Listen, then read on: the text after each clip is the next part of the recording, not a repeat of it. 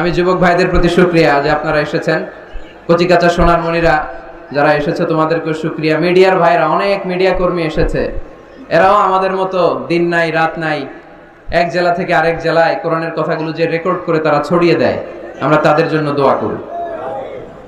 আল্লাহর মেহেরবানি যে আমরা শুরু করতে পেরেছি, আর আপনারা অনেকটা ঠান্ডা হয়ে আসছেন। এইখানে কি এই যে মাঝখানে এই জায়গায় ও বসারও জায়গা নেই। আহা আহা,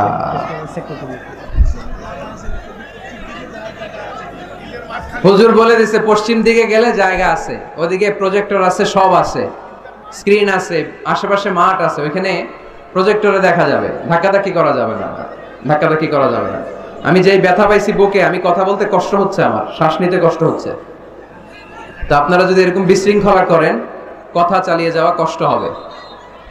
একটু নিঝুম নিস্তব্ধ রাত উপহার দিতে হবে আমাকে। জানি কষ্ট হচ্ছে, বেশি কথা বলবো না, অল্প কয়েক মিনিট। 10টা বেজে গেছে প্রায়। খুতাবুকুম তাবিলা ওয়া সালাওয়াতুকুম কাসীরা। কিয়ামতের আগে বক্তব্য হবে লম্বা, সালাত হবে খাটো।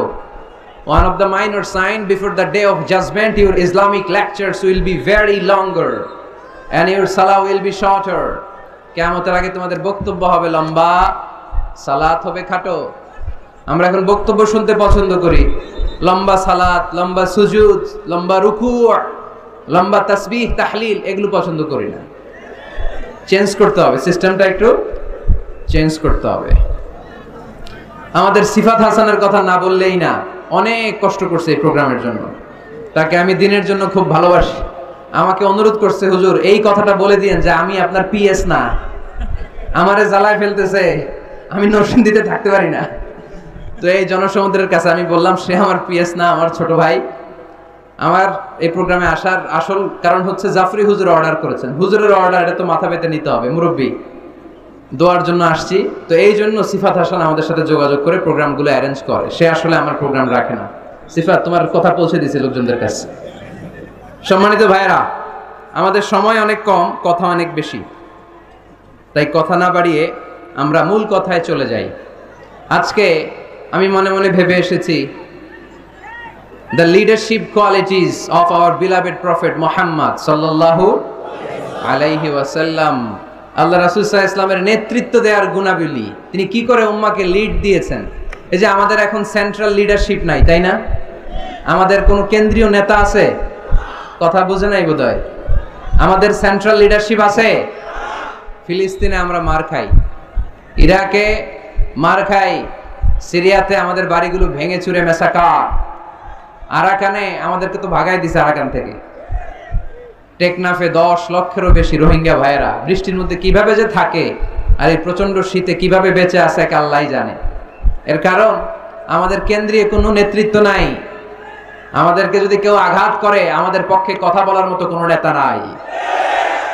এরকম একজন নেতা আমাদের দরকার আছে না নাই? আল্লাহর হাবিব সাল্লাল্লাহু আলাইহি ওয়াসাল্লামের জীবনী থেকে আজকে আমরা জানার চেষ্টা করব নেতৃত্বের গুণাবলী। কি করে ভালো নেতা হওয়া যায়, কি করে আমাদের এই নেতৃত্বের সংকট দূর করা যায়। আজকের এই চমৎকার রজনীতে এ ব্যাপারে কিছু কথা আমি রাখবো। ওমা তৌফিকি ইল্লা বিল্লাহ। তার আগে একজন আমাকে শোনান যে নেতা কাকে বলে? Who is the leader? নেতা কে? হ্যাঁ, কি করে? যে নেতৃত্ব দেয়, আর যিনি সঠিক পথ দেখায়, আর যিনি ইমাম। মাশাআল্লাহ, সুন্দর। আর এদিক থেকে বলো, যার নির্দেশ মানি। মাশাআল্লাহ, অনেক কথা চলে আসছে। মাশাআল্লাহ, ঠিক আছে। তো হু ইজ দ্য লিডার? নেতা কাকে বলে, এটা দিয়ে শুরু করি আজকে। নেতা হচ্ছে ওই লোক যে পথ দেখায়, ঠিক কিনা? কল্যাণের পথ, সমৃদ্ধির পথ, উন্নয়নের পথ, জান্নাতের পথ, ঠিক কিনা? লিডার কাকে বলে? The leader is one who knows the way, shows the way and goes the way. I repeat, আমি আবার বলছি, the leader is one who knows the way, who shows the way, who goes the way. নেতা তারে বলে who knows the way, যে পথ চিনে, নিজে পথ চিনে, shows the way, তারপরে মানুষের পথ চিনায়, পথ দেখায়, তারপর গোজ দাওয়ে সবাই নিয়ে ওই পথে চলতে পারে, চিল্লায় বলি ঠিক কিনা? নিজেও রাস্তা চিনে, রাস্তা চিনায়ও দিতে পারে, আবার ওই রাস্তায় সবাইকে নিয়ে চলতেও পারে। এজন্য নেতা নেতা ঠিক হওয়া দরকার। এটা হোক সামাজিক নেতা, হোক প্রতিষ্ঠানের নেতা, হোক মসজিদের নেতা বা ইমাম বা রাজনৈতিক নেতা, যে কোনো পর্যায়ে আল্লাহ তাআলা যাকে নেতৃত্বের জায়গায় বসিয়েছে উনি পথ দেখানোর দায়িত্ব নিয়েছে। তাই নেতা যদি পথ হারায়, পথ হারাবে অনুসারী। নেতা যদি পথ হারায়, পথ হারাবে বাংলাদেশ। নেতা যদি পথ হারায়, পথ হারাবে আমার লাল সবুজের পতাকা। এজন্য আমরা আমাদের সকল পর্যায়ের নেতৃবৃন্দদের জন্য এই প্রোগ্রাম থেকে দোয়া করি, আল্লাহ তাআলা ওনাদেরকে যেন সুপথে রাখে এবং আমাদেরকেও যেন ওনারা সঠিক পথে পরিচালিত করতে পারে। আমরা সবাই আওয়াজ করে পড়ব আমিন। The leadership is the matter of influence, it's not the matter of position. নেতৃত্ব এটা ইনফ্লুয়েন্সের ব্যাপার, এটা পজিশনের ব্যাপার না। যে যত বেশি ইনফ্লুয়েন্সিয়াল, প্রভাব বিস্তারকারী, সে তত বড় নেতা। এটা ঠিক। কেউ যদি পজিশন পায় সেও নেতা, পজিশন পাইলেও নেতা। একটা দায়িত্বে বসে, একটা চেয়ারে বসে দায়িত্ব পালন করতে করতে তার মধ্যে অনেক যোগ্যতা চলে আসে, কিন্তু আসল নেতা তিনি যিনি প্রভাব বিস্তারকারী, ইনফ্লুয়েন্সিয়াল। এবার বলেন তো, আমার নবী বিশ্বনবী মুহাম্মদ রাসূলুল্লাহ সাল্লাল্লাহু আলাইহি ওয়াসাল্লাম উনি প্রভাব বিস্তারকারী নেতা ছিলেন কি ছিলেন না? মাইকেল এইচার্ট নাম শুনেছেন? একটা বই লিখেছিল, দি 100, a ranking of the most influential personality in the world. পৃথিবীর 100 জন মনীষীর জীবনী লিখে উনি বিখ্যাত হয়েছিলেন। 100 জন বিখ্যাত প্রভাব বিস্তারকারী নেতাদের মধ্য থেকে তিনি সর্বপ্রথম র্যাঙ্কিং এ যার নাম দিয়েছেন তিনি হচ্ছেন মুহাম্মদ সাল্লাল্লাহু আলাইহি ওয়াসাল্লাম। আপনাদের খুশি লাগে না? The 100 বইয়ের নাম, a ranking of the most influential personality in the world. পৃথিবী কাঁপানো 100 জন মনীষীর জীবনী তিনি লিখেছেন। আর 100 জনের মধ্যে নাম্বার 1 কারে দিয়েছেন? আওয়াজ করে বলেন, নাম্বার 1 কে? তিনি প্রভাব বিস্তারকারী নেতা ছিলেন। এজন্য নেতা যদি পথ হারায়, খবর আছে, ঠিক কি না? আমরা নেতাদের জন্য দোয়া করি ওনারা যেন পথ না হারায়। এই নেতাদের ব্যাপারে একটা আয়াত তেলাওয়াত করে আমি আমার আলোচনা শুরু করেছি, যেখানে আল্লাহ তাআলা বলছেন, ইয়াউমা নাদউ কুল্লা উনাসিম বিইমামিহিম। কিয়ামতের দিনটা হবে এমন দিন যেদিন প্রত্যেক দলকে আমি নেতা সহকারে ডাক দিব। পৃথিবীর প্রতিটি মানুষ নেতাদেরকে নিয়ে দাঁড়াবে। নেতারা যদি গোল্লায় যায়, অনুসারীরাও গোল্লায় যাবে। নেতা যদি জাহান্নামে, অনুসারীও জাহান্নামে। নেতা যদি জান্নাতে যায়, অনুসারীরাও জান্নাতে। চিল্লায় বলেন ঠিক কি না? এজন্য আল্লাহ বলেন, ইয়াউমা নাদউ কুল্লা উনাসিম বিইমামিহিম ফামান উতিয়া কিতাবাহু বিয়ামিনিহি ফাউলাইকা ইয়াকরাউনা কিতাবাহুম ওয়ালা ইউযলামুনা ফাতিলা। সুবহানাল্লাহ পড়েন। আল্লাহ বললেন, সেদিন দুনিয়ার সব মানুষগুলোকে আমি তাদের নেতা সহকারে ডাকবো, নেতা সহকারে দাঁড় করাবো।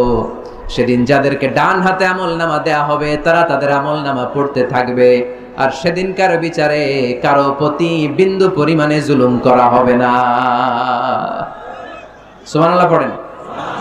তাহলে আপনি কি একা একা দাঁড়াবেন? আপনার সাথে কে দাঁড়াবে?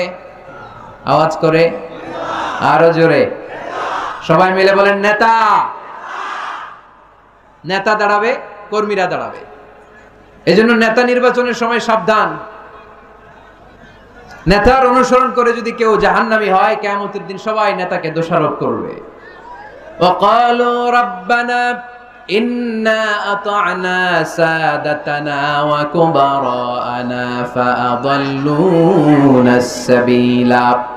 সেদিন তারা বলবে, হে আমাদের রব, আমরা আমাদের নেতাদের অনুসরণ করেছিলাম আর নেতারা আমাদেরকে ভুল পথ দেখিয়েছে। আজকে আমাদের আগে নেতাদেরকে আপনি শাস্তি দেন, নেতাদেরকে আগে জাহান্নামে ফেলেন, তারপরে নেতাদের পরে আমরা জাহান্নামে ঢুকবো। এজন্য প্রিয় ভাইরা, নেতা নির্বাচনের সময় সাবধান। যে কোনো নেতা, এটা রাজনৈতিক নেতা হতে হবে নট নেসেসারি, আমাদের সামাজিক কোনো অঙ্গ সংগঠনের নেতা, সামাজিক প্রতিষ্ঠানের নেতা, যে কোনো জায়গায় নেতা বানানোর সময় আমরা সাবধানে থাকবো। এবং নেতা যদি ভুল করে ফেলে ওনাকে ভদ্রভাবে শুধরে দেয়া, এটাও আমাদের দায়িত্ব। আওয়াজ করে বলতে হবে, ঠিক কিনা? ঠিক। মসজিদের ইমাম সাহেব উনি মসজিদের নেতা, ঠিক কিনা? আওয়াজ করে বলেন তো ইমাম মানে কি? আরো জোরে বলেন। ইমাম সাহেব জোহরের সালাতে 2 রাকাতের পরে বসার কথা, ইমাম সাহেব দাঁড়ায় গেছে, কি করবেন? কি করবেন? ইদা নাবা আহাদুকুম শাইউন ফি সালাতিকুম ফালিয়ুসাব্বিহ, পিছন থেকে আমরা সুবহানাল্লাহ পড়বো, ঠিক কি না? যদি বাংলাদেশে আমরা কি পড়ে ফেলি? আল্লাহু আকবার পড়ে ফেলি, এতে কাজ হয়ে যায়। কাজ হয়ে যায়। ইমাম সাহেব বুঝতে পারে যে সামথিং গানা রং, কোনো কিছু ঝামেলা হচ্ছে, ভুল হয়েছে, উনি শুধরে যায়। কিন্তু আসলে পড়তে হবে সুবহানাল্লাহ, তাসবিহু লিররিজাল ওয়া তাসফিহু লিন-নিসা। ইমাম ভুল করছে, পুরুষরা ধরতে পারলে পড়বে সুবহানাল্লাহ। পিছনের পুরুষ মুক্তাদিরা কেউ ভুল ধরতে পারে নাই, পিছনের মহিলারা ভুল ধরতে পারছে, ওনারাও শুধরে দিতে হবে, ঠিক কি না? ওনারা কি করবে? এরকম তাসফিহ করবে, শুধরে দিতে হবে, ঠিক কি না? আচ্ছা, ইমাম সাহেব কেরাতে ভুল করলেন, 1 বার 2 বার 3 বার, ইমাম সাহেব বারবার আটকে যায়, করতে পারে না। তখন আমাদের দায়িত্ব কি? তাফতাহু আলাল ইমাম, ইমামকে ছুটাইয়ে দিতে হবে, শুধরে দিতে হবে, ঠিক কি না? তো মসজিদের ইমাম যদি ভুল করে, মসজিদের নেতা ভুল করলে যদি শুধরে দিতে হয়, সমাজের নেতাও ভুল করলে শুধরে দেওয়ার দরকার আছে না নাই? এটাও শুধরে দিতে হবে নসিহতের মাধ্যমে, সুন্দর পরামর্শের মাধ্যমে। নেতারাও মানুষ, ওনারা ফেরেশতা নন, ওনাদেরও ভুল হয়ে যেতে পারে। নসিহতের মাধ্যমে, সুন্দর পরামর্শের মাধ্যমে নেতাদেরকে শুধরে দিতে হবে, ঠিক কি না? আমরা নেতৃত্বের গুণাবলীর ব্যাপারে কথা শুনবো। আমরা আজকে দেখার চেষ্টা করব একজন নেতা হলে কি করতে হয়, নেতার কি কোয়ালিটি লাগে, এবং আমরা একটু সবাই মিলে ক্রস চেক করব, ডাবল চেক করব যে এই গুণগুলো আমার রাসূলের ছিল কিনা, কেমন ভাবে রাসূল সাল্লাল্লাহু আলাইহি ওয়াসাল্লাম এই গুণগুলোর আলোকে আমাদেরকে নেতৃত্ব দিয়েছেন। আমাদের নেতৃত্ব সংকট দূর করার জন্য এগুলোর ব্যাপারে জানার দরকার আছে না নাই? আছে। নেতৃত্ব দিতে হলে সর্বপ্রথম যে কোয়ালিটিটা লাগে সেটা হচ্ছে কাজ করা লাগে। কাজ। কেউ যদি নেতা হইতে চায় তার কি করা লাগবে? আমি প্রশ্ন করলে আমাকে উত্তর করবেন। নেতা হইতে হইলে আগে কি করতে হয়? কাজ। আগে কাজ, পরে নেতা। যে কাজ করে সে নেতা হয়, শুধু বক্তব্য দিলে নেতা হওয়া যায় না, ঠিক কিনা? বক্তব্য সর্বস্ব নেতা কি আমরা চাই? আমরা এমন নেতা চাই যারা কাজ করবে আমাদের জন্য 24 ঘন্টা, যারা আমাদের জন্য মাঠে ময়দানে চলে আসবে, দিন রাত কাজ করে বাংলাদেশকে সোনার বাংলা হিসেবে তারা গড়ে তুলবে। আওয়াজ করে বলেন ঠিক কিনা? তাহলে নেতা হওয়ার জন্য প্রথম যে কোয়ালিটি, বৈশিষ্ট্যের দরকার সেটা হচ্ছে আগে কাজ, পরে নেতা। আমি প্রশ্ন করব, আপনারা আওয়াজ করে উত্তর দিন। আগে কি? সবাই উত্তর দিতে পারেন নাই, আওয়াজ করে বলেন আগে কি? পরে কি? আগে পরে মনে থাকবে? তাহলে নেতৃত্ব দিতে হলে প্রথমে কাজ করতে হয়। প্রথমে যে কোনো কাজ করো না ভাই, যে কোনো কাজ করো, তা যেন হয় সবার চেয়ে সবচেয়ে সুন্দর, ঠিক কি না?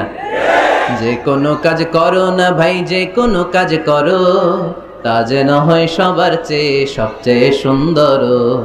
হোক না সেটা পড়া লেখা, রঙের ভাষায় ছবি আঁকা, হোক না সেটা সামান্য কাজ কিংবা মহত্তর, তা যেন হয় সবার চেয়ে সবচেয়ে সুন্দর।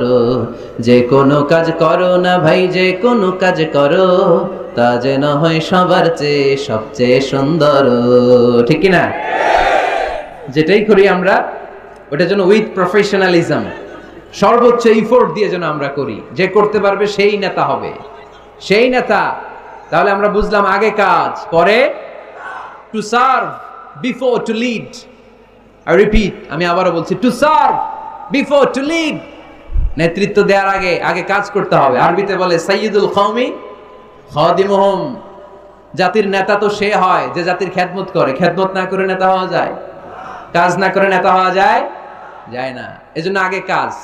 বক্তব্য দিলে চলবে না, ওই নেতা আমরা মানি না। কাজ করে দেখেন আপনি আমাদেরকে।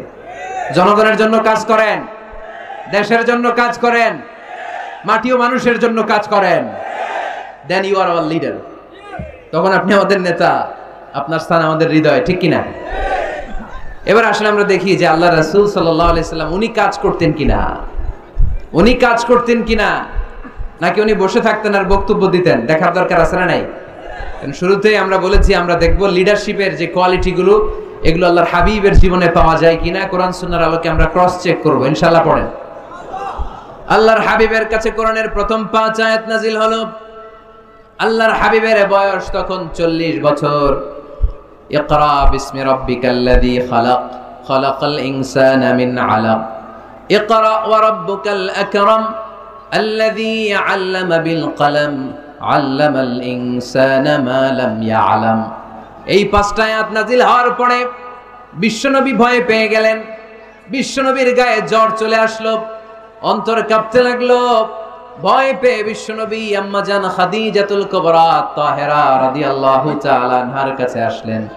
এসে বললেন, খাদিজা জাম্মিলুনি জাম্মিলুনি, ও খাদিজা, এমন এমন ঘটনা 5টি আয়াত কোরআনের এইমাত্র আমার কাছে হেরা পর্বতে নাজিল হয়েছে, আমার মনে হয় আমি বাঁচব না, আমারে তোমরা কম্বল চাপা দাও। কি চাপা দাও? কি চাপা দাও? কম্বল চাপা দাও। জাম্মিলুনি, আমার কম্বল দিয়ে চাপ দিয়ে ধরো, আমার শীত লাগে, আমার ভয় লাগে, মনে হয় আমি বাঁচব না। আম্মা জান খাদিজা বললেন, আল্লাহি লা ইউখজিকাল্লাহু আবাদা, ও মুহাম্মদ আপনি ভয় পাবেন না, কখনোই আল্লাহ আপনারে অপদস্থ করবে না, কারণ ইন্নাকা লা তাসিলুর রাহিমা, ও মুহাম্মদ নিশ্চয় আপনি আত্মীয়তার সম্পর্ক বজায় রাখেন, ওয়া তাসদুকুল হাদিসা সব সময় সত্য কথা বলেন, ওয়া তাহমিলুল কাল্লা আপনি মানুষের বোঝা বইয়ে দেন, ওয়া তাকসিবুল মা'দুমা যার টাকা পয়সা নাই তারে আপনি রোজগার করে দেন, ওয়া তাকরিউদ দাইফা আপনি সব সময় মেহমানদারি করতে পছন্দ করেন, ওয়া তুঈনু আলা নাওয়াইবিল হক সত্য যেখানে বিপন্ন সেখানে আপনি সত্যের বীর সৈনিক হয়ে দাঁড়িয়ে যান। কে বলতেছে? স্ত্রী। কে বলে? স্ত্রী। কার ব্যাপারে বলে?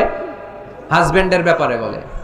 প্রিয় ভাইরা মনে রাখবেন, কারো ব্যাপারে সঠিক তথ্য যদি পেতে চান, বড় সাহেবের ব্যাপারে বড় সাহেবের ড্রাইভারের কাছ থেকে খোঁজ নিয়েন, বড় সাহেবের ঘরের কাজের বুয়ার কাছ থেকে একটু খোঁজ নিয়েন, বড় সাহেবের বাড়ির দারোয়ান থেকে একটু খোঁজ নিয়েন, আর বড় সাহেবের বউয়ের কাছ থেকেও খোঁজ নিয়েন।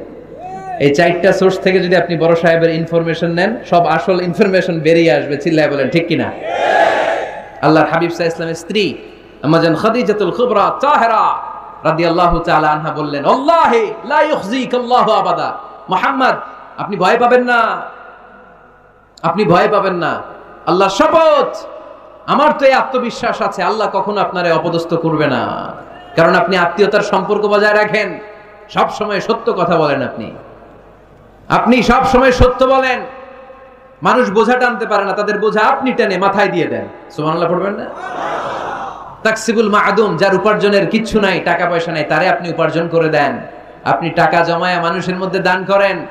আগে আপনি ছাগল চড়াতেন, অল্প কিছু টাকা পয়সা পেতেন, এরপরে আমার ব্যবসায় স্টাফ হিসেবে আসলেন, আরো কিছু টাকা পয়সা পেলেন, এগুলো আমি দেখেছি আপনি দেদার্স মানুষের জন্য খরচ করে ফেলেন।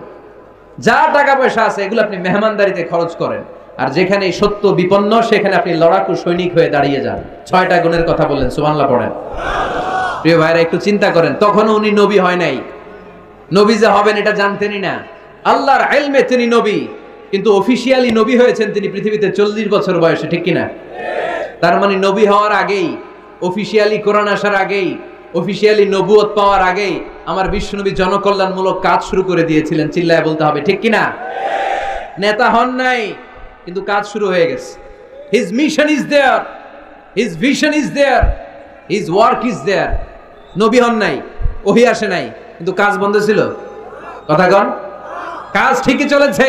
সেই ছোট্টবেলা থেকে তিনি দানবীর, ছোট্টবেলা থেকে মেহমান খাওয়াতে পছন্দ করেন, ছোট্টবেলা থেকে কখনো মিথ্যা বলেন না, ছোট্টবেলা থেকে আত্মীয়দের খোঁজ খবর নেন। সেই ছোটবেলা থেকে ইয়াং বয়স থেকেই সত্য যেখানে বিপন্ন সেখানে তিনি লড়াকু সৈনিক হয়ে দাঁড়িয়ে যান। তার মানে আগে নবী কাজ করছেন, পরে নেতৃত্ব আসছে। কথা বুঝি নাই? আগে কি? চিল্লায় বলতে হবে আগে কি? নেতা হতে যাদের শখ, আগে কাজ করো, আগে পরিশ্রম করো, আগে জনগণের সেবা করেন, জনকল্যাণমূলক কাজের সাথে নিজেকে সম্পৃক্ত করেন। নেতৃত্ব আপনার হাতে এমনিতেই ধরা দিবে। আগে কাজ, পরে ক্ষমতা, ঠিক কিনা? তাহলে লিডারশিপ কোয়ালিটির প্রথম যে কোয়ালিটিটা আজকের এই আলোচনা থেকে আমরা জানলাম, যে নেতা হতে হলে you have to serve first, then you will be the leader. আগে আপনাকে সার্ভিস দিতে হবে, খেদমত করতে হবে। নেতৃত্বের লোভ নিয়ে বসে থাকা যাবে না, আগে কাজ। নেতা হই আর না হই, কাজ আমার চলবে। মাই মিশন ইজ দেয়ার। কোন অপশক্তি, কোনো কিছুই আমার কাজকে থামায় ফেলতে পারবে না। চিল্লায় বলেন ঠিক কিনা? আগে কাজ, পরে নেতা। ঠিক কি না? প্রথম পয়েন্টটা বুঝতে পারছেন? নেতা হইতে হলে প্রথমে কি করতে হয়? আওয়াজ করে বলেন, আগে কি, পরে। মাশাআল্লাহ, এই তো বুঝতে পারছি। নেতা হওয়ার 2 নাম্বার কোয়ালিটি হচ্ছে you have to overcome the challenges and you have to face the trials. আপনাকে চ্যালেঞ্জ মোকাবেলা করার ক্ষমতা থাকতে হবে, বাধা বিপত্তি ডিঙিয়ে সামনে যাওয়ার ক্ষমতা থাকতে হবে, তাইলে আপনি নেতা। নেতা যদি দুর্বল চিত্তের হয়, এটা কি নেতা না খেতা? হ্যাঁ, নেতা হইতে হলে আপনাকে চ্যালেঞ্জ মোকাবেলা করতে জানতে হবে। পাহাড় সম চ্যালেঞ্জ, আপনি এটাকে ডিঙ্গিয়ে চলে যেতে হবে। কোনো কিছু তাকে নাড়ায় না, সে অনড়। কোনো কিছুতে সে টলে না, সে অটল, সে নেতা। ঠিক কি না?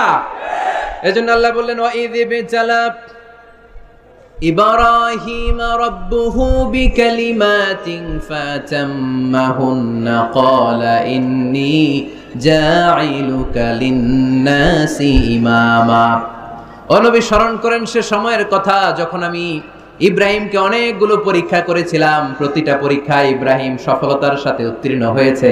আর এই কারণে ইব্রাহিমকে ফলাফল স্বরূপ আমি জানিয়ে দিলাম, ইব্রাহিম ইন্নী জাঈলুকা লিন-নাসি ইমামা, আমি তোমাকে গোটা বিশ্বের মানুষের ইমাম বানায়া দিলাম, নেতা বানায়া দিলাম। ইন্নী জাঈলুকা লিন-নাসি ইমামা।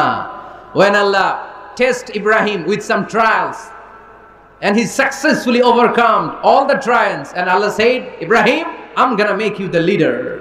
ইব্রাহিম যতগুলো পরীক্ষা নিয়েছে সবগুলাই পাস। আগুনের পরীক্ষা পাস, নমরুদের পরীক্ষা পাস, কাবা ঘরের দায়িত্ব দেওয়া হয়েছে, এই পরীক্ষায় পাস। সন্তানকে মরুভূমিতে রেখে আসতে বলা হয়েছে, পাস। যতগুলো পরীক্ষা আমি নিলাম সবগুলাই তুমি পাস। তুমি বাধা বিপত্তি ডিঙিয়ে নিজেকে প্রমাণ করতে সক্ষম হয়েছে। আর ফলাফল স্বরূপ আমার ঘোষণা, ইন্নী জাঈলুকা লিন-নাসি ইমামা, আমি তোমার ইমাম বানায় দিলাম, নেতা বানায় দিলাম। তার মানে নেতা হতে হলে যত ওভারকাম আছে, স্ট্রাগল আছে, চ্যালেঞ্জ আছে, এগুলো ডিঙিয়ে সামনের দিকে আগাতে হয়। নেতা ভয় পাইলে চলে না, চিল্লা এখন ঠিক কিনা? বাধা আসবে, বিপত্তি আসবে, নেতা অটল অনড়, তাহলেই চিনি নেতা। বুঝতে পেরেছেন? এবার আমরা দেখি যে আল্লাহ রাসূল সাল্লাল্লাহু আলাইহি ওয়াসাল্লামের জীবনে বাধা বিপত্তি ছিল কিনা, চ্যালেঞ্জ তিনি ওভারকাম করেছিল কিনা। আপনাদের কি মনে হয়, আমার নবীর জীবনে কোনো বাধা বিপত্তি ছিল না? আওয়াজ শুনে তো মনে হয় ছিল না। হ্যাঁ, আবু জাহেল তো আল্লাহ রাসূলকে লাল গালিচার সংবর্ধনা দিছিল, তাই না? হ্যাঁ, গোলাপ ফুলের বিছানা বানায় রাখছিল, তাই না? পাহাড় সম চ্যালেঞ্জ ওভারকাম করে তিনি নিজের নেতৃত্বের প্রমাণ দিয়েছেন, নিজেকে প্রমাণ করে করে তিনি সামনের দিকে এগিয়েছেন। ঠিক কি না? যেন তেন পরীক্ষা বিশ্বনবী দেন নাই, এমন এমন পরীক্ষা রব্বুল আলামিন বিশ্বনবীর কাছ থেকে নিয়েছেন, গোটা বিশ্বের কোন নবী ওই পরীক্ষা দেয় নাই। আল্লাহর হাবিব সাল্লাল্লাহু আলাইহি ওয়াসাল্লামকে পাগল বলা হয়েছে, হয় নাই? কবি বলা হয়েছে, গণক বলা হয়েছে, গণক। আল্লাহ রাসূল সাল্লাল্লাহু আলাইহি ওয়াসাল্লামকে বলা হয়েছে আফতার, লেস কাটা, নির্বংশ। আল্লাহর হাবিব সাল্লাল্লাহু আলাইহি ওয়াসাল্লাম যখন মক্কায় সালাত পড়তেন, ওটের পচা নাড়িভুড়ি পিঠে চাপিয়ে দেয়া হতো। 3 বছর শিয়াবে আবি তালেবের জেলখানায় বন্দী ছিলেন। আপনি বন্দী ছিলেন কয় বছর? আমি ছিলাম কয় বছর? আল্লাহর হাবিব সাল্লাল্লাহু আলাইহি ওয়াসাল্লাম কয় বছর বন্দী? এটা অর্থনৈতিক আগ্রাসন, সামাজিক বয়কট। এদের সাথে কারো বিয়ে হবে না, এদের কাছে কোনো পণ্য বিক্রি করবে না, এদের থেকে কিছু কিনবে না। প্রথম বছর যেহেতু ওনারা ছাগল চড়াতেন, ছাগলের গোশত খেলেন। দ্বিতীয় বছর সাহাবারা ছাগলের চামড়া খেলেন। তৃতীয় বছর গাছের পাতা, লতা পাতা, শিকড় আর ছাল খেয়ে বেঁচেছিলেন। The life is not a bed of roses. এই পৃথিবীটা কুসুমাস্তীর্ণ নয়, এটা কণ্টকাকীর্ণ। এই পৃথিবীতে কেউ কাউরের জন্য জায়গা ছেড়ে দেয় না, এখানে জায়গা করে নিতে হয়। পৃথিবীতে তোমাকে জানান দিতে হবে যে তুমি পৃথিবীতে এসেছো। কঠিন বিপত্তিকে, পরীক্ষাকে তুমি জানাও যে তুমিও কম শক্ত না। ঠিক কিনা? একজন পুরুষের 1 ফোঁটা বীর্যে 20 কোটি শুক্রাণু না থাকলে চিকিৎসা বিজ্ঞান বলে ওই বীর্য থেকে কোনো সন্তান জন্ম নেয় না। 1 ফোঁটা বীর্যে কয় কোটি শুক্রাণু? 20 কোটি শুক্রাণু। ওই 20 কোটি শুক্রাণুর মধ্যে আমি একটা, ঠিক কিনা? আপনি একটা, আমরা সবাই এক একটা। এই প্রতিটা শুক্রাণু চেয়েছিল ডিম্বাণুর গায়ে আঘাত করে সফল হতে, কেউ হইতে পারে না। 19,99,99,999টা ফেল। পাস করছিলাম সেদিন আমি, পাস করেছিলেন, চ্যাম্পিয়ন হয়েছিলেন সেদিন আপনি। সেদিন আপনার হাত ছিল, পা ছিল, মামা খালু ছিল, ফোন কল ছিল, এত কিছু না থাকতো সেদিন আপনি চ্যাম্পিয়ন হয়েছেন, কেউ আপনারা থামায় রাখতে পারে নাই। তার মানে এই পৃথিবীর বুকেও কেউ আপনারা থামায় রাখতে পারবে না। চিল্লায় বলেন ঠিক কিনা?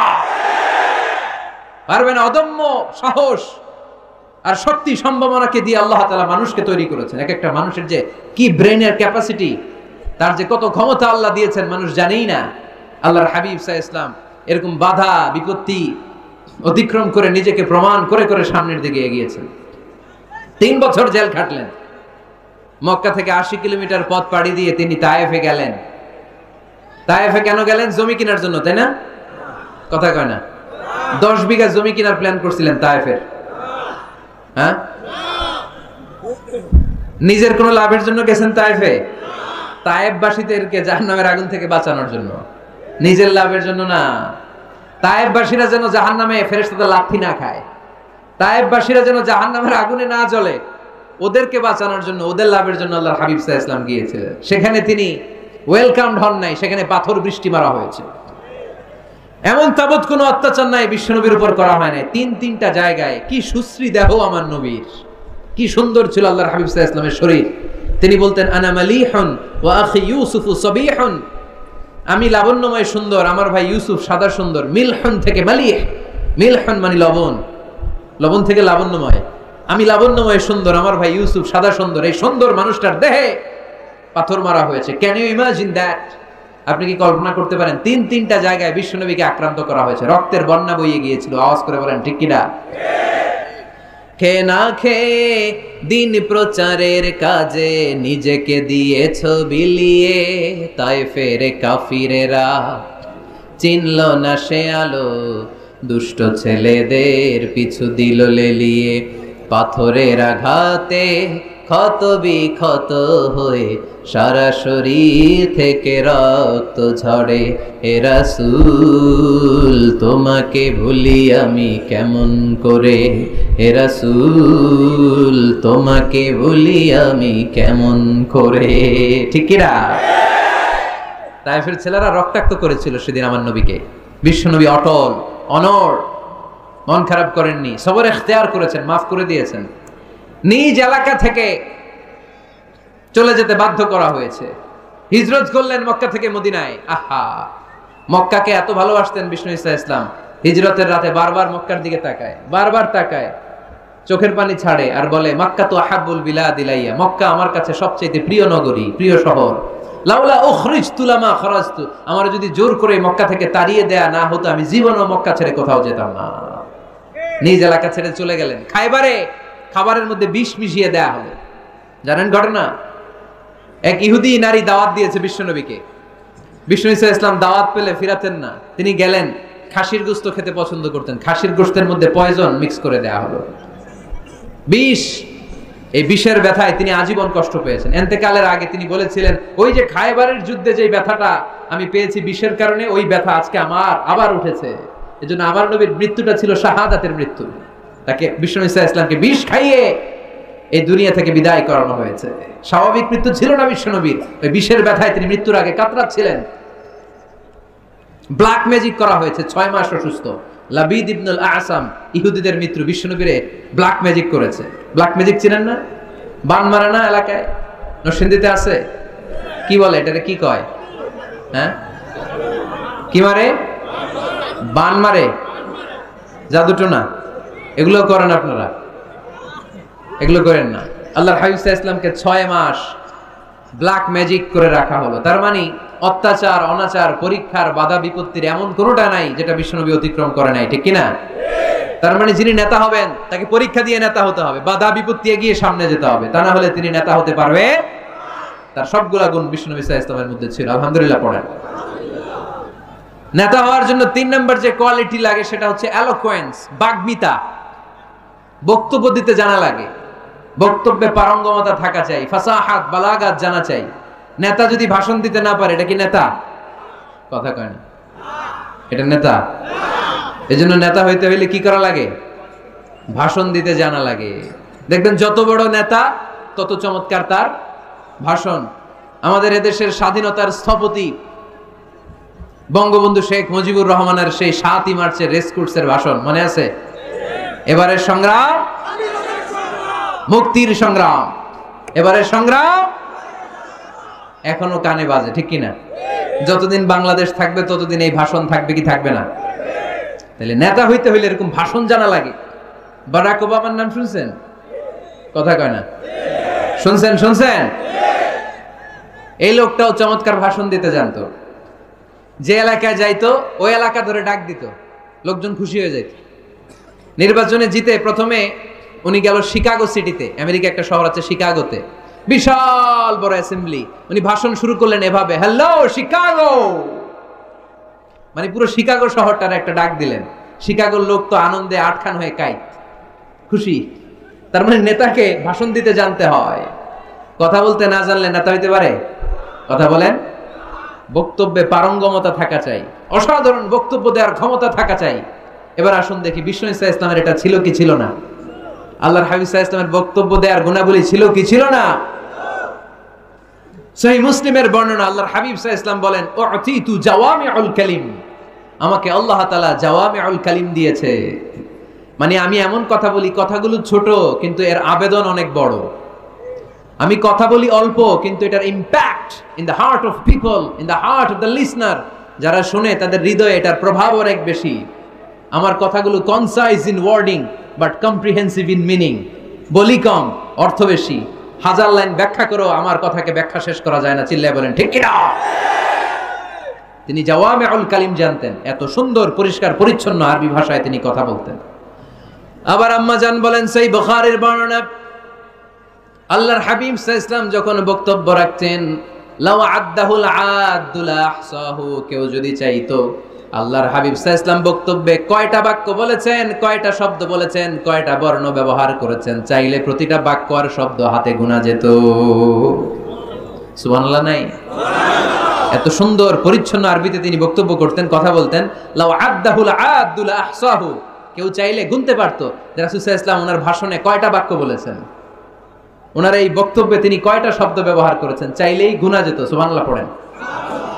আল্লাহর হাবিব সাল্লাল্লাহু আলাইহি ওয়াসাল্লাম যখন বর্ণনা করতেন, বুখারীর বর্ণনা, আ'আদাহা সালাসান, গুরুত্বপূর্ণ কোনো কথা বললে এটা তিনবার রিপিট করতেন, হাত্তা তুফহামা আনহু, যাতে এটা সহজে বোঝা যায়। গুরুত্বপূর্ণ কথা বলার সময় কয়বার বলতেন? আল্লাহর হাবিব সাল্লাল্লাহু আলাইহি ওয়াসাল্লাম একবার তাকওয়ার ওয়াজ করছিলেন আর বলছিলেন, আত-তাকওয়া হা হুনা, আত-তাকওয়া হা হুনা, আত-তাকওয়া হা হুনা, ওয়া ইউশিরু ইলা সাদরিহি সালাসা মাররাত, তাকওয়া এখানে, তাকওয়া এখানে, তাকওয়া এখানে বলে তিনি অন্তরের দিকে তিনবার ইঙ্গিত করেছেন। সুবহানাল্লাহ পড়বেন না? তাকওয়া থাকে কোন জায়গায়? কোথায়? নাকি আল্লাহর হাবিব বলছেন আত-তাকওয়া হা হুনা, আত-তাকওয়া হা হুনা, আত-তাকওয়া হা হুনা? কি বলছেন? আত-তাকওয়া হা হুনা, তাকওয়া থাকে হৃদয়ে। তার মানে গুরুত্বপূর্ণ কথা বলার সময় আল্লাহর হাবিব সাল্লাল্লাহু আলাইহি ওয়াসাল্লাম তিনবার রিপিট করতেন। সুবহানাল্লাহ পড়েন।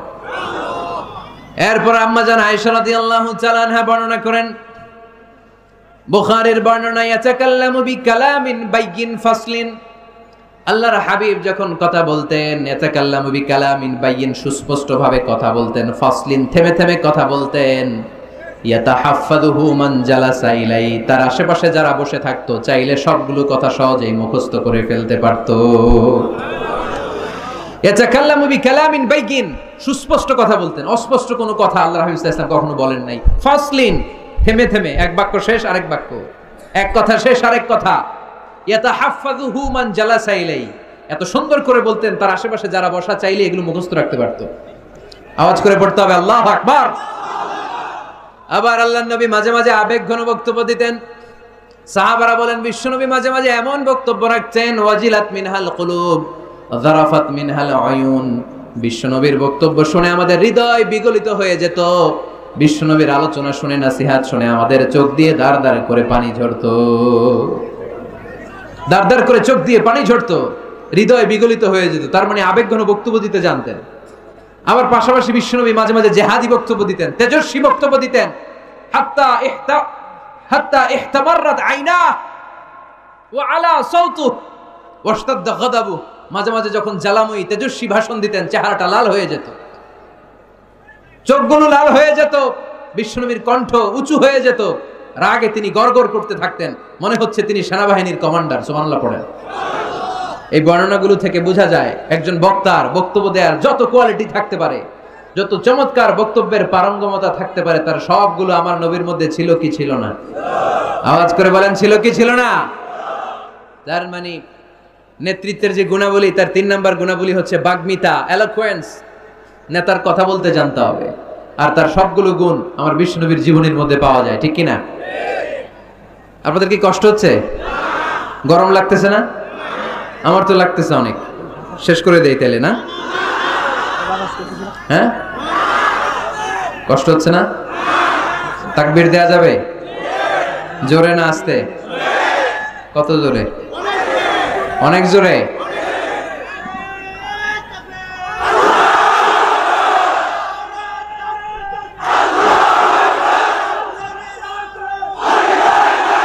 পানি আছে?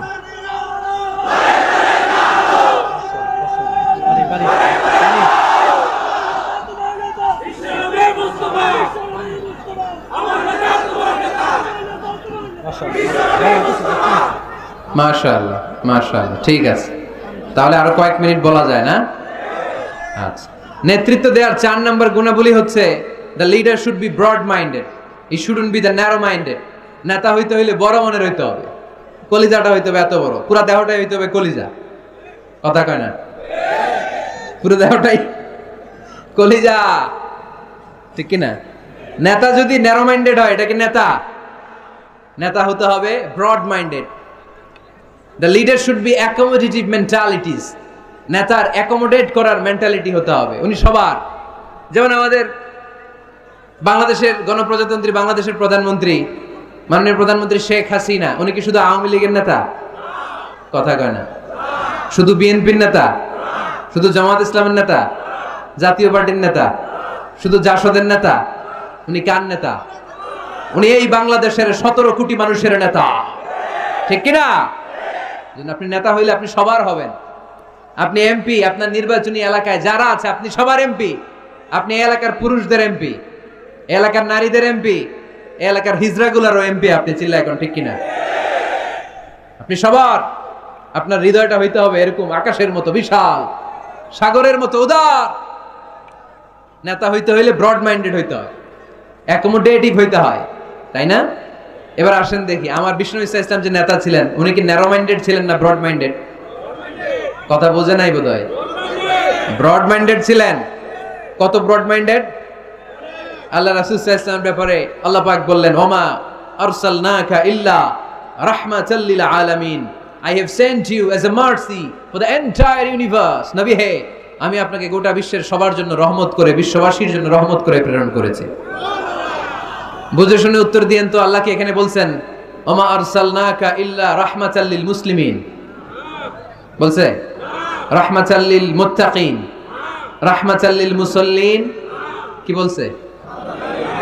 আল্লাহ বলেছেন ওমা আরসালনাকা ইল্লা রাহমাতাল লিল আলামিন। নবী হে, আমি আপনাকে গোটা বিশ্বের সবার জন্য রহমত করে দুনিয়ায় প্রেরণ করেছি। তিনি সবার জন্য রহমত, সবার জন্য। আল্লাহ রাসূল সাল্লাল্লাহু আলাইহি ওয়াসাল্লাম ছিলেন ব্রড মাইন্ডেড, সবার জন্য তিনি রহমত। মানুষের জন্য রহমত, জিন জাতির জন্য রহমত, ফেরেশতাদের জন্য রহমত, মৎস্যকুলের জন্য রহমত, পক্ষীকুলের জন্য রহমত, গোটা বিশ্বের সবার জন্য। আস্তিকদের জন্য যেমনি রহমত, নাস্তিকদের জন্য রহমত, ঠিক কি না? আল্লাহর হাবিব সাল্লাল্লাহু আলাইহি ওয়াসাল্লাম একবার একটা লাশ দেখে দাঁড়িয়ে গেলেন। কি দেখে? লাশ দেখে দাঁড়ালেন। সাহাবারা বললেন, ইন্নাহু ইয়াহুদি। নবী, ইন্নাহু ইয়াহুদি, এটা ইহুদির লাশ, আপনি দাঁড়ালেন যে? আল্লাহর হাবিব সাল্লাল্লাহু আলাইহি ওয়াসাল্লাম বললেন, আওয়ালাইসাত নাফসান, এটা কি মানুষ না? হোক না ইহুদি, হোক না খ্রিস্টান, হোক না আস্তিক আর নাস্তিক, আমি তো মানুষ দেখে দাঁড়াইছি। সুবহানাল্লাহ কইবেন না? এজন্য সবাইরে আগে মানুষ মনে করবেন। আগে কি মনে করবেন? পরে দলাদলি কইরেন। আমরা দেখা মাত্র বলি কোন পীরের মুরিদ? দেখা মাত্র প্রথম প্রশ্ন কি? হ্যাঁ, কোন পীরের মুরিদ? কোন দল করেন? হ্যাঁ, ভারতপন্থী না পাকিস্তানপন্থী? আছে না নাই? এই যে দলাদলি, খালি পিস পিস করি, খালি ভাগাভাগি। যারা পিস পিস করে আল্লাহ এদেরকে পিস পিস করে ফেলবে, ঠিক কিনা? বিষ্ণুনবী এসেছেন মিলানোর জন্য, মিলিয়ে দেওয়ার জন্য বিষ্ণু ঈসা ইসলামের আগমন ঘটেছে। আর আমরা খালি পিস পিস। আমরা আহলে হাদিস মসজিদ বানাই এক জায়গায়, এক এলাকায় আহলে হাদিস মসজিদ, আর এক এলাকায় হারাও বানাইছে হানাফি মসজিদ। আছে না নাই? আহলে হাদিস মসজিদে হানাফি মুসল্লি ঢুকতে পারবে না, হানাফি মসজিদে আবার আহলে হাদিসরা ঢুকতে পারবে না। আহা, কোথায় চলে গেলাম আমরা? আমরা মানুষকে মানুষ হিসেবে কনসিডার করি না। সে মুসলমান, এটা তার বড় পরিচয়, এটা আমরা সামনে আনতে চাই না। আগে নিয়ে আসি হানাফি না আহলে হাদিস, আগে নিয়ে আসি বিএনপি না আওয়ামী লীগ। সে যে মানুষ, তার বড় পরিচয়। তারপর সে মুসলিম, সে আমার ভাই, এটা আমরা ভুলে গিয়েছি। আওয়াজ করে বলেন ঠিক কি না? ভুলে গেছি। আমাদের প্রভু এক, এক নবীর উম্মত, জীবন বিধান এক, ঐশী বাণী কোরআন। আমাদের প্রভু এক, এক নবীর উম্মত, জীবন বিধান এক, ঐশী বাণী কোরআন। তবে কেন এক হে মুসলমান, একে হও করিয়া আহ্বান। বাইতুল্লাহ এক, মদিনা শরীফ এক, উহুদ পাহাড় এক, বদরের মাঠ এক। ঠিক কি না? বাইতুল্লাহ এক, মদিনা শরীফ এক, উহুদ পাহাড় এক, বদরের মাঠে। একটা তো জীবন আর মরণ তো একটাই, একে সাথে মিলে মিশে একটাই প্রাণ। তবে কেন এক হে মুসলমান, একে হও করিয়া আহ্বান। আমাদের প্রভু এক, এক নবীর উম্মত, জীবন বিধান এক, ঐশী বাণী কোরআন। তবে কেন এক হে মুসলমান, একে হও করিয়া আহ্বান। ঠিক কি না? বাইতুল্লাহ এক, মদিনা শরীফ এক, বদরের মাঠ এক, উহুদের প্রান্তর এক, কোরআন এক, নবী এক, আল্লাহ এক। কিন্তু আমরা আছি কিলাকিলি নিয়ে। ঠিক কিনা? এই কিলাকিলি আমরা আর করতে চাই? দলাদলি আমরা করতে চাই? আমরা ঐক্য চাই। আমরা কি চাই? এমন ঐক্যের সিন্ডিকেট আমাদের গড়তে হবে যাতে কোনো অপশক্তি এই সিন্ডিকেটকে ভাঙতে না পারে। চিল্লায় বলো ঠিক কিনা?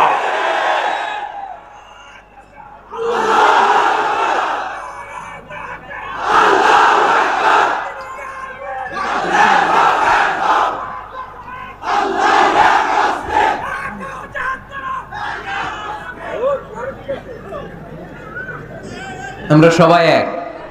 আওয়াজ করে বলতে হবে আমরা সবাই কি? আরো জোরে আমরা সবাই কি? আল্লাহর হাবিব সাল্লাল্লাহু আলাইহি ওয়াসাল্লাম ইহুদির লাশ দেখে দাঁড়ায়।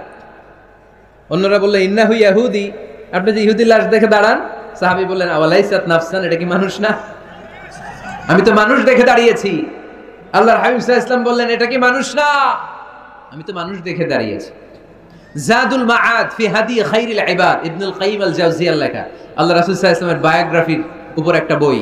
এই বইতে এবং আসির আল হালাবিয়াতে একটা ঘটনা এসেছে যে আল্লাহর হাবিব সাল্লাল্লাহু আলাইহি ওয়াসাল্লামের সাথে দেখা করার জন্য নাজরান থেকে ৬০ জন খ্রিস্টান পাদ্রী এসেছিল। কয়জন? আওয়াজ করে বলেন। খ্রিস্টান পাদ্রী। এখন আসার পরে রাসূল সাল্লাল্লাহু আলাইহি ওয়াসাল্লাম ওনাদেরকে নিয়ে কই বসবেন, জায়গা নাই। এক সাহাবী বলে এক কাজ করি, যেহেতু দুপুরবেলা আসছে, পাহাড়ের ছায়া আছে, এই ছায়াতে নিয়ে বসি। আল্লাহর হাবিব বললেন না, এরা খ্রিস্টান মেহমান, আবার পাদ্রী, ওই ধর্মের আলেম, এদের কি বুঝি পাহাড়ের মরুভূমিতে নিয়ে বসা যায়? আরেক সাহাবী বললেন ইয়া রাসূলুল্লাহ, আমার খেজুর বাগানের সব খেজুর পেড়েছি, এবার খেজুরের পাতাগুলো কাটলে সমস্যা নাই, সব খেজুরের পাতা কেটে বাগান থেকে এনে আমি খেজুর পাতার একটা বিছানা বানায় দেই বড় করে, এটাতে নিয়ে বসে। আল্লাহর হাবিব সাল্লাল্লাহু আলাইহি ওয়াসাল্লাম বললেন এটা কথা বললা?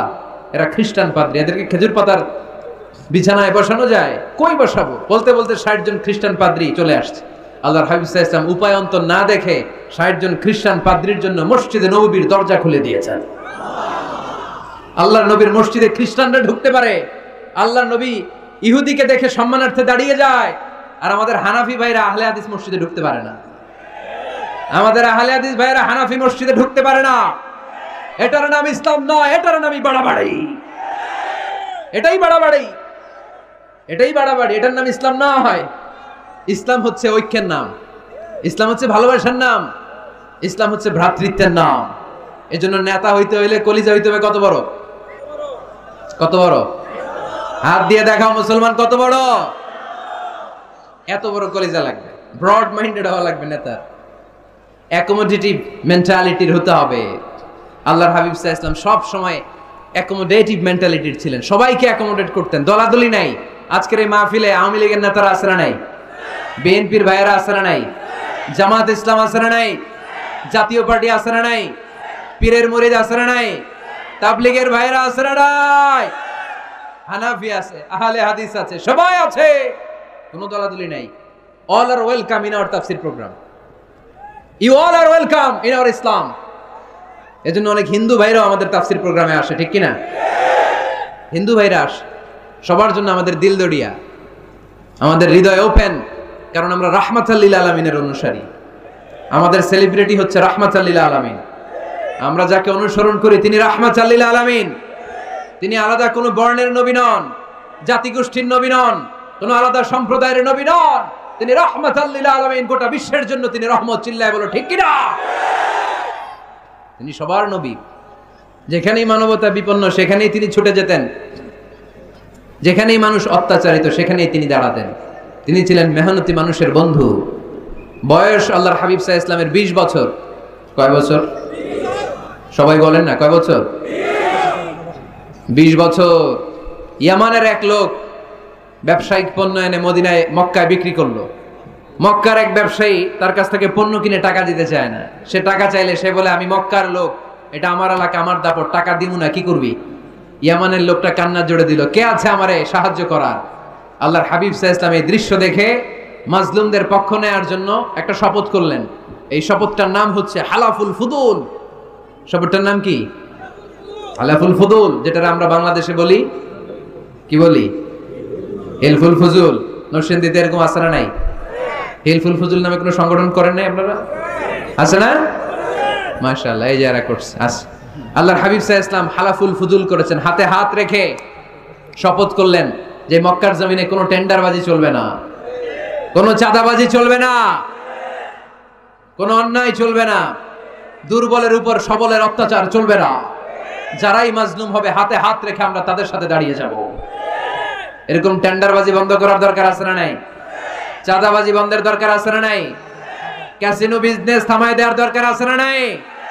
মাদক আর সন্ত্রাসকে রুখে দাঁড়ানোর দরকার আছে না? ইসলাম সবসময় জঙ্গিবাদের বিরুদ্ধে, ইসলাম সবসময় মাদকের বিরুদ্ধে, ইসলাম সবসময় কট্টরপন্থার বিরুদ্ধে, ইসলাম সবসময় শান্তির পক্ষে, ঠিক কিনা? ইসলাম আর জঙ্গিবাদ কি এক? জেহাদ আর জঙ্গিবাদ কি এক? আরে জেহাদ হচ্ছে জঙ্গিবাদকে কবর দেওয়ার জন্য আল্লাহ পাঠিয়েছে। চিল্লায় বলেন ঠিক কিনা? যারা হকের বিপক্ষে, যারা মানুষের কষ্টের কারণ হয়, যারা জুলুমবাজ, এরা হচ্ছে জঙ্গি। আর যারা সত্যের পক্ষে এরা মুজাহিদ, ঠিক কিনা? এইখানে যারা আসছে আজকের মাহফিলকে সফল করেছে, এরা প্রত্যেকে এক একটা মুজাহিদ, ঠিক কিনা?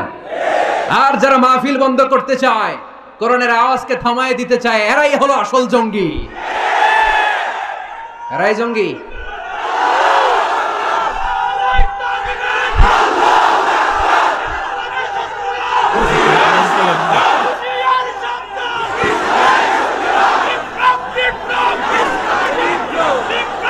আল্লাহর হাবিব সাল্লাল্লাহু আলাইহি ওয়াসাল্লাম তিনি সব সময় সত্যের পক্ষে ছিলেন।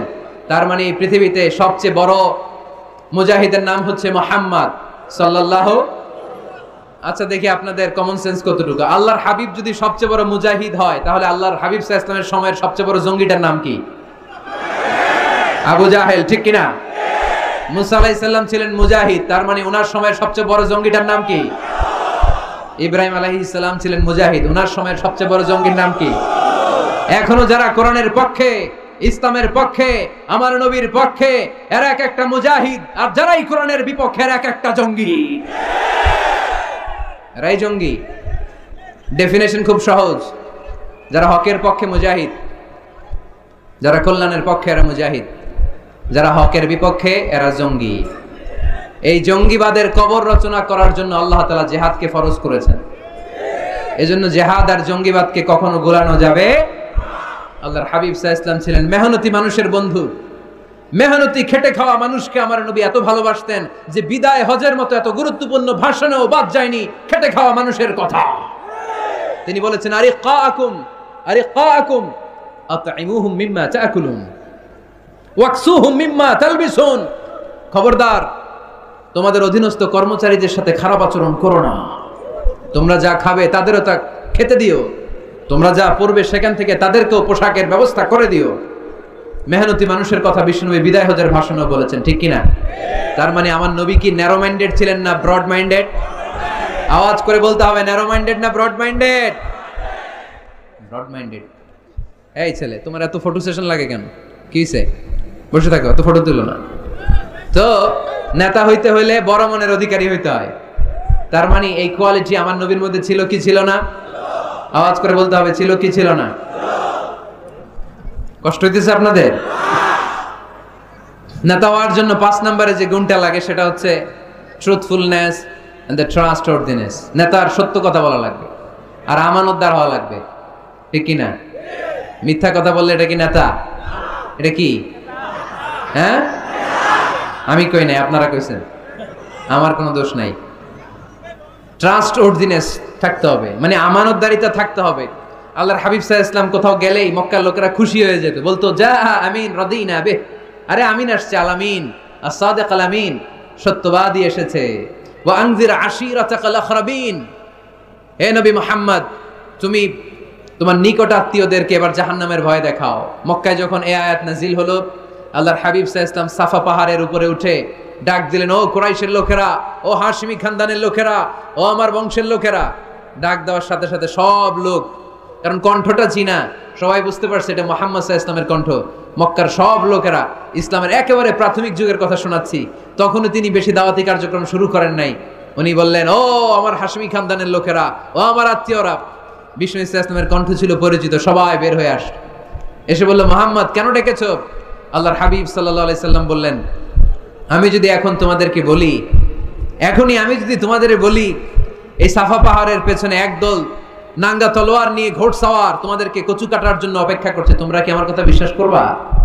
আমার কথা শুনতেছেন আপনারা? মনোযোগ আছে না গেছে?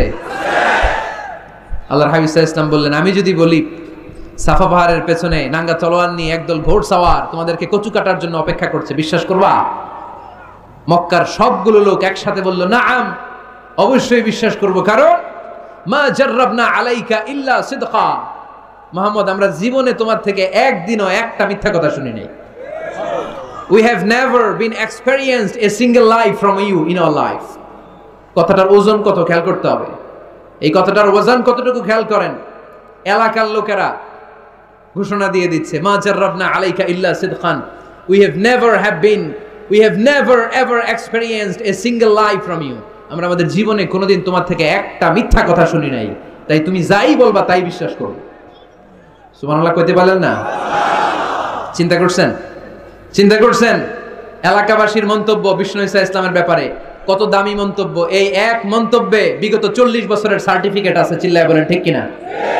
বিগত 40টি বছর আমার নবী মক্কায় বড় হয়েছেন, মক্কায় ভেড়া চড়িয়েছেন, আম্মাজান খাদিজার আন্ডারে ব্যবসা করেছেন। বিশ্বনবী সব ছিল এই মক্কাবাসীদের সাথে।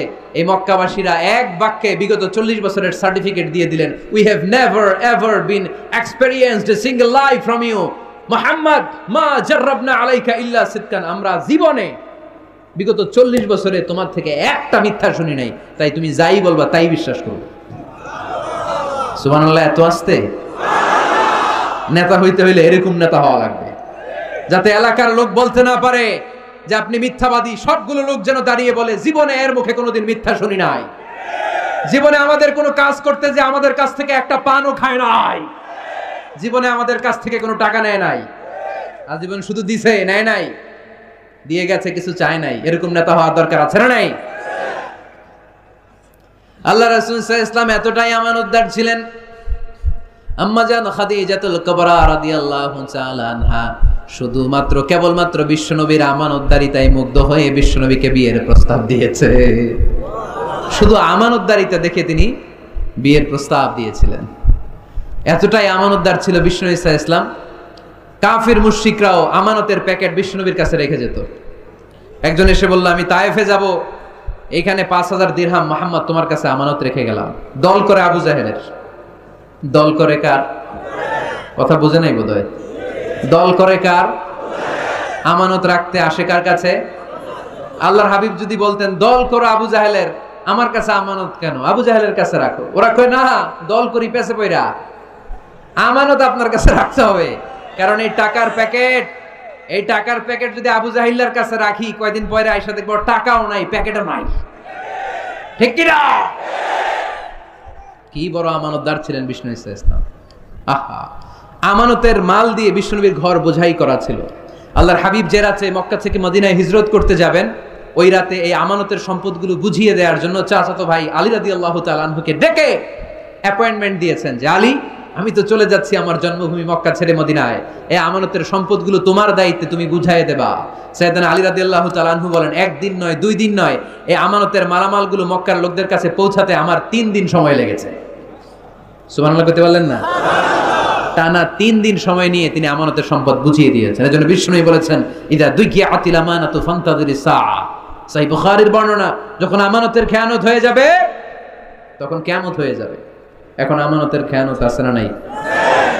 সাহাবারা বললেন, ইয়া রাসূলুল্লাহ কাইফা ইদাআতুহা, কেমন করে আমানতের খেয়ানত হয়?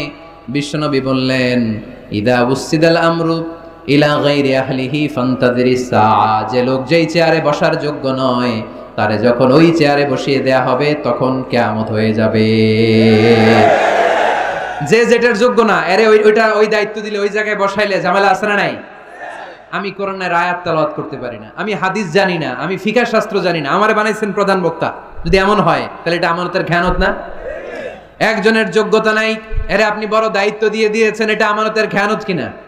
কথা বলেন। কেরাত পড়তে পারে না, শুদ্ধ কেরাত জানে না, বানাইছেন মসজিদের ইমাম, এটা আমানতের খেয়ানত হয়েছে না?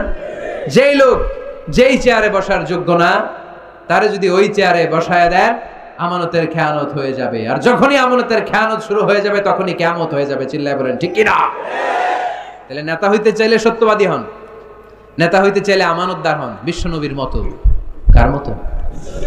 কার মতো? কথা বুঝতে পারছেন? আরো শুনবেন? হ্যাঁ, হুজুর শেষ করে দেই নাকি?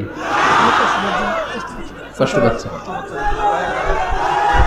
যেই পরিমাণে লোক, যেই পরিমাণে এইখানে 8টা প্রজেক্ট করে ওইখানে লক্ষ লক্ষ লোক, আপনারা সেফলি এক্সিট করতেও 1 ঘন্টা লাগবে। থামেন থামেন।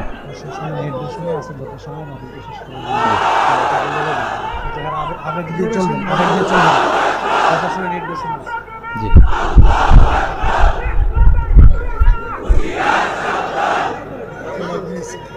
মাশাআল্লাহ, ঠিক আছে ঠিক আছে।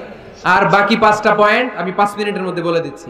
মনোযোগ থাকতে হবে, খরগোশের কানের মতো কান খাড়া করে দিকে দিতে হবে, আওয়াজ করা যাবে না। নেতা হইতে হলে কর্মীর পালস বুঝা লাগে। 6 number point, you have to have good interaction with your follower. আপনার you have to have good interaction with your follower. নেতা যিনি, তিনি কর্মীদের সাথে ভালো ইন্টারাকশন থাকতে হবে। কর্মী কয় একটা, নেতা কয় আর একটা, আছে না নাই? কথা বলেন না। You have to revise your followers' suggestion in decision making process. গুরুত্বপূর্ণ বিষয়ে সিদ্ধান্ত নিতে হলে নেতার উচিত কর্মীদের পালসকে রিভাইজ করা। কর্মী কি সাজেশন দিয়েছে দেখার দরকার আছে না নাই? এজন্য আল্লাহ বলেন, ওয়াশাবিরহুম ফিল আমরি ফাইদা আযামতা ফাতাওয়াক্কাল আলাল্লাহ। গুরুত্বপূর্ণ কোন বিষয়ে যখন সিদ্ধান্ত নিবা তখন সবার সাথে পরামর্শ করে নিও। যখন সিদ্ধান্ত নিয়ে ফেলবা তখন তাওয়াক্কুল করবা কার উপর? বদরের ময়দানে আল্লাহর হাবিব সাল্লাল্লাহু আলাইহি ওয়াসাল্লাম বললেন, এখানে তাবু গাড়ো। কোন জায়গায়? এখানে। হাব্বাব ইবনে মুনজির রাদিয়াল্লাহু তাআলা আনহু বললেন, ইয়া রাসূলুল্লাহ আমানজিলান আনজালাহুল্লাহ লাইসা লানা আন নাতাকাদ্দামাহু আও নাতাআখারা। ইয়া রাসূলুল্লাহ, আপনি যে তাবু গাড়তে বললেন, এটা কি আল্লাহর পক্ষ থেকে নির্দেশ না আপনার নিজের ইচ্ছা মতো?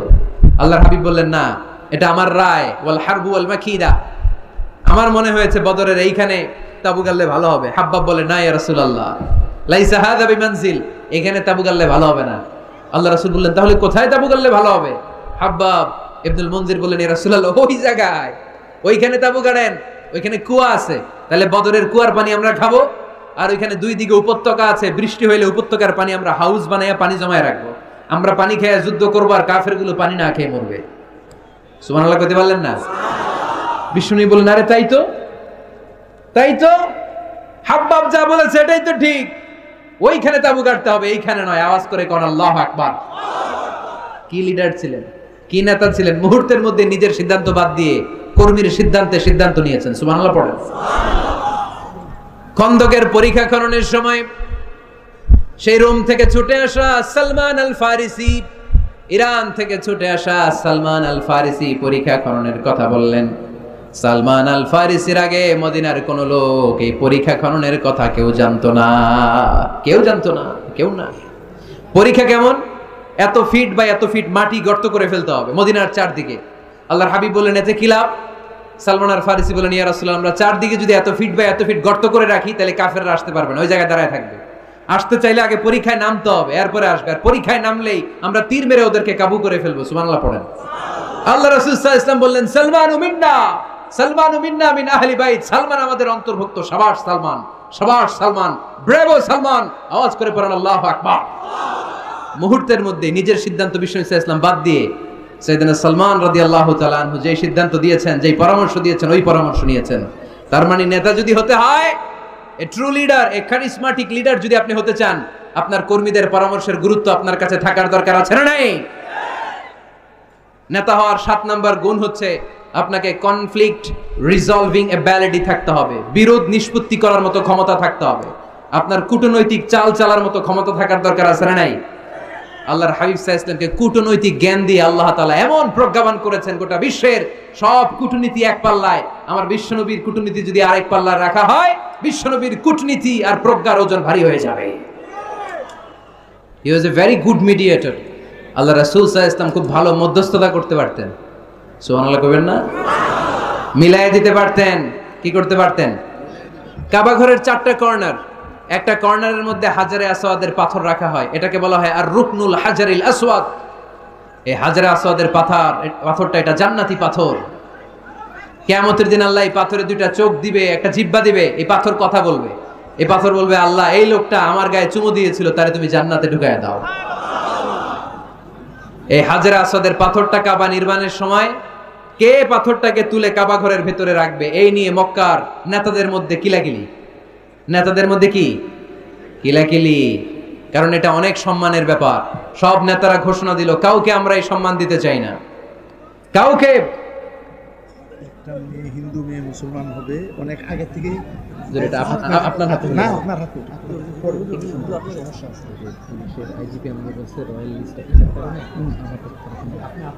আচ্ছা ঠিক আছে, এইখানেই হবো, আর নিয়ে আসা। জি ইনশাআল্লাহ। এজন্য হাজরে আসওয়াদের পাথরটা অনেক সম্মানের পাথর। হুজুরা 5 মিনিটের মধ্যে শেষ করব, 5 মিনিটে। জি, ওই যে মেয়েটা মুসলিম হবে, হাজরে আসওয়াদের পাথরের কথা দিয়ে শেষ করে দেব ইনশাআল্লাহ। বসেন। হাজরে আসওয়াদের পাথরটা কাবা নির্মাণ শেষে কে নিয়ে কাবা ঘরের মধ্যে রাখবে, এ নিয়ে তর্ক, এ নিয়ে ঝগড়া বিবাদ, এ নিয়ে মারামারি। প্রতিটা গোত্রের লোকেরা বলতে শুরু করলো আমরা রাখবো, কারণ এটা অনেক সম্মানের। এই আপনারা উঠছেন কেন? এদিকে উঠলেন কেন? আমি কি আপনাদের মেহমান না? তো উঠলেন কেন? এটা কি? বসেন, এদিকে তাকান।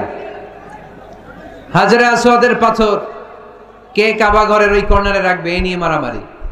4 মহান নেতা বলল আমরা রাখবো। প্রত্যেক নেতা বলে এই সম্মান আমরা কাউরে দিব না, রক্তের বন্যা বয়ে যাবে মক্কায়, কিন্তু ওই সম্মান কাউরে দিব না।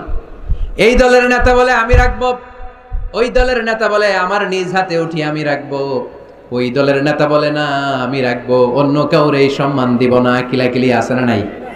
কেউ সমাধানে বসতে পারে না। সর্বশেষে এক মুরব্বী সমাধান দিয়েছে, আগামীকাল এই মসজিদুল হারামের এই দরজা দিয়ে সর্বপ্রথম যে ঢুকবে সে সমাধান দিবে। সবাই রাজি হয়ে গেল। এর পরের দিন দেখা গেল ওই রাস্তা দিয়ে, ওই দরজা দিয়ে সর্বপ্রথম বিশ্বনবী প্রবেশ করেছে। বিশ্বনবীকে দেখে সবাই অবাক, সবাই বলে জামিনুন রাদিনা বিহ, আরে আলামিন আসছে, আলামিন আসছে, আমরা সবাই খুশি। বিশ্বনবী সাল্লাল্লাহু আলাইহি ওয়াসাল্লামের কাছে পুরো ঘটনা খুলে বলা হলো। বিশ্বনবী সাল্লাল্লাহু আলাইহি ওয়াসাল্লাম দেখেন কিভাবে কূটনৈতিক ওনার জ্ঞান, কনফ্লিক্ট রিজলভিং অ্যাবিলিটি, বিরোধ নিষ্পত্তি কিভাবে তিনি করতেন, কিভাবে তিনি হি ওয়াজ এ ভেরি গুড মিডিয়েটর, মধ্যস্থতাকারী কেমন ভাবে তিনি করতেন। তিনি বললেন এটা তো কোনো ব্যাপারই না, হালুম্মা ইলাইয়া সাউবান, একটা কাপড় নিয়ে আসো। কি নিয়ে আসো? কাপড় নিয়ে আসো। কাপড় নিয়ে আসা হলো। আল্লাহর হাবিব সাল্লাল্লাহু আলাইহি ওয়াসাল্লাম বললেন চার নেতা কাপড়ের চার কর্নারে ধরো। চার নেতা এবার কাপড়ের চার কর্নারে ধরলো। বিষ্ণু সাল্লাল্লাহু আলাইহি ওয়াসাল্লাম নিজ হাতে হাজরে আসওয়াদের পাথরটা তুলে কাপড়ের মধ্যে রাখলেন। পড়েন সুবহানাল্লাহ। এবার আল্লাহর হাবিব বললেন আমি আগে আগে যাই, আমার পিছনে পিছনে চলো।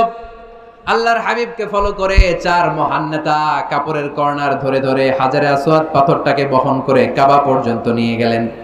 কাবার ওই কর্নারে যখন পাথর নিয়ে দাঁড়ানো হলো, আল্লাহর হাবিব ওই কাপড়ের মাঝখান থেকে নিজ হাতে হাজরে আসওয়াদের পাথরটা ধরে রুকনে হাজারুল আসওয়াদের মধ্যে রেখে দিলেন। এতক্ষণ কাউরে ধরতে দিবে না। এতক্ষণ নেতাদের ঘোষণা ছিল কি কাউরে ধরতে দেব না, এখন কেউ ধরতে পারে নাই। আসল সম্মান বিশ্বনবীর দিকে গিয়েছে। চিল্লায় বলেন ঠিক কিনা? এভাবে তিনি কনফ্লিক্ট রিজলভ করতেন। সহিহ বুখারীতে একটা কিতাব আছে, কিতাবুস সুলহ, সন্ধির অধ্যায়। বাবু কওলিল ইমাম লি আসহাবিহি ইযহাবু বিনা নুসলিহ বাইনাহুম। আল্লাহর হাবিব সাল্লাল্লাহু আলাইহি ওয়াসাল্লামের একটা বিখ্যাত ডায়ালগ ছিল। কোথাও মারামারি দেখলেই আল্লাহর হাবিব সাল্লাল্লাহু আলাইহি ওয়াসাল্লাম বলতেন আরে আমারে নিয়ে চল, আমি মিলায়ে দিব। সুবহানাল্লাহ পড়বেন না? আমরা কি মিলায়ে দেই না লাগায়ে দেই? হ্যাঁ? আচ্ছা, নরসিংদীর কোথাও যদি আগুন ধরে যায় আপনারা কি দিয়ে আগুন নেবেন? আওয়াজ করে বলতে হবে, কি দিয়ে নেবেন? পানি দিয়ে নেবেন। কিন্তু অনেকে ওই জায়গায় পানির বদলে তেল ঢালে। কি ঢালে? তেল ঢালে। আল্লাহর হাবিব সাল্লাল্লাহু আলাইহি ওয়াসাল্লাম বললেন আলা উখবিরুকুম বিআফদালি দারাজাতিন মিনাস সিয়ামি ওয়াস সাদাকাতি ওয়ান নুসুক। নামাজ রোজা হজ যাকাতের চেয়ে বড় একটা সওয়াবের কাজ আছে, ওটা কি আমি তোমাদেরকে বলবো না? সাহাবারা বললেন অবশ্যই বলবেন। ওই সওয়াবের কাজটা কি গো নবী? আল্লাহর হাবিব সাল্লাল্লাহু আলাইহি ওয়াসাল্লাম বললেন ইসলাহু যাতিল বাইন। দুইজনের মধ্যে ঝগড়া আছে, তুমি ঝগড়া না লাগিয়ে দিয়ে ওই দুইজনকে মিলিয়ে দিবা। সুবহানাল্লাহ পড়তে পারলেন না? মিলিয়ে দিতে রাজি আছেন তো? আল্লাহর হাবিব সাল্লাল্লাহু আলাইহি ওয়াসাল্লাম মদিনাতে যাওয়ার আগে আউস আর খাজরাজ গোত্রের মধ্যে 120 বছরের ঝগড়া। কয় বছরের? আওয়াজ করে বলেন কয় বছরের? কেউই থামাইতে পারে না। থামাবে কেমনে? দাদা মরার আগে ছেলেরা ওসিয়ত করছে, বাবা ওসিয়ত করে গেলাম আমার রক্তের প্রতিশোধ নিবি। বাবা মরার আগে বলে যায় আমারে কোপাইছিল তোরাও কোপাবি। খালি কোপাকুপি চলবে। এই যুদ্ধ কেউ থামাতে পারে না। আল্লাহর হাবিব সাল্লাল্লাহু আলাইহি ওয়াসাল্লাম মদিনাতে এসে এক সপ্তাহের ব্যবধানে 120 বছরের যুদ্ধ থামায় দিলেন। আওয়াজ করে বলেন আল্লাহু আকবার। এজন্য নেতা হতে হলে you have to be very good mediator. মধ্যস্থতাকারী হতে হবে। এজন্য কিয়ামতের দিন নেতাও দাঁড়াবে, কর্মীও দাঁড়াবে। এজন্য নেতা নির্ধারণের সময় আমাদের সচেতন থাকার দরকার আছে না নাই? এই যে লিডারশিপ কোয়ালিটির কথা আমরা শুনলাম, নেতৃত্বের যে গুণাবলী, এগুলো অর্জন করার দরকার আছে না নাই? এগুলো দেখে দেখে আমরা নেতা নির্বাচন করব। এই নেতৃত্বের গুণাবলীগুলো, লিডারশিপ কোয়ালিটিস গুলো আমরা আমলে নিয়ে